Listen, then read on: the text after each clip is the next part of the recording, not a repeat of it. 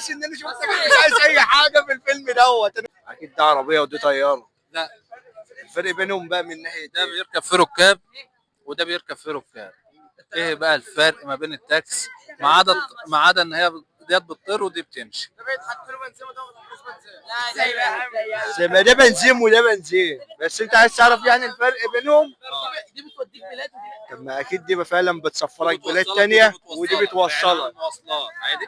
بص، هما الاثنين بيركبوا فيهم ركاب والاثنين بيوصلوه سوا. بتمشي بقى بكهرباء، بتمشي ببنزين، بتمشي بغاز.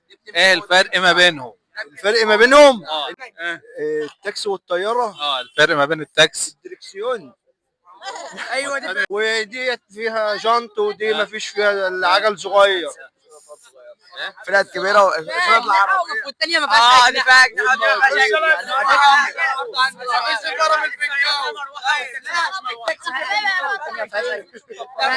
قول بقى للناس اقول للناس ايه اجدع ناس في الدنيا. مين اللي يعرف الفرق ما بين الطياره والتاكس يقول لي.